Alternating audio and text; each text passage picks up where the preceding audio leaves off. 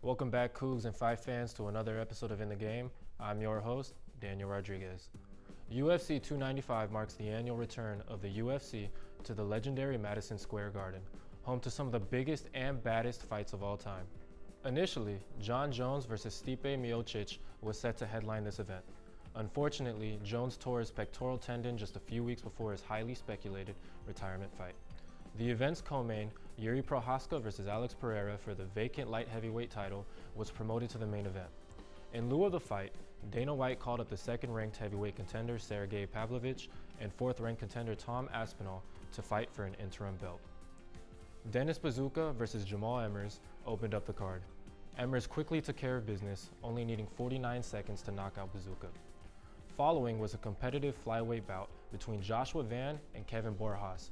Van was able to walk away with a unanimous decision victory over Borjas. Similarly, John Castaneda walked away with a unanimous decision win after going the distance with Kyung Ho Kang.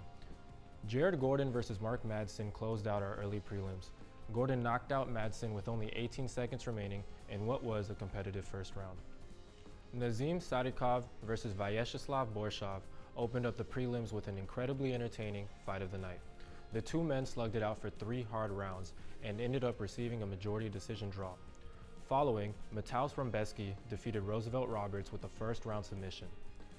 Next, Tabitha Ricci and Lupi Godinez faced off in a top 15 showdown in the women's strawweight division. Godinez was able to edge out the victory with a split decision win over Ricci.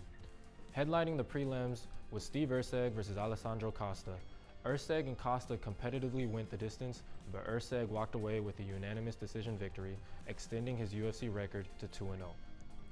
Diego Lopez vs. Pat Sabatini opened up the fastest main card of the year. Lopez, like every other victor on the main card, earned himself a performance of the night bonus after knocking out Sabatini a minute and a half into the first round. The following bout ended just as quickly. Benoit Saint-Denis earned himself a performance of the night bonus after knocking out Matt Frivola 1 minute and 31 seconds into the first round.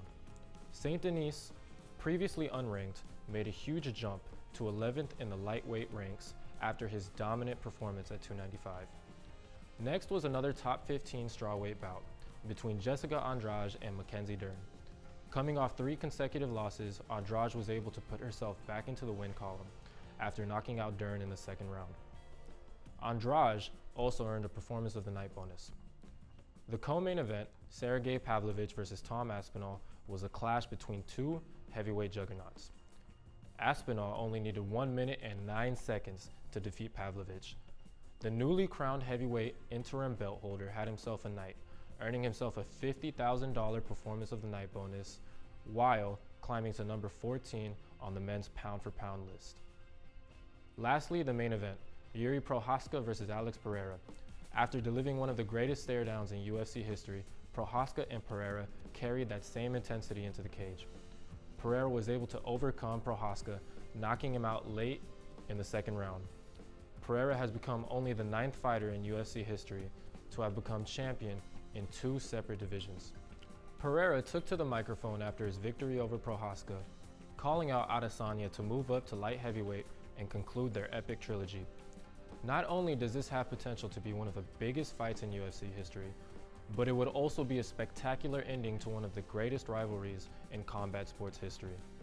Anyway, I've been your host, Daniel Rodriguez. Thanks again for tuning in, and I'll catch you next time. Go Cougs.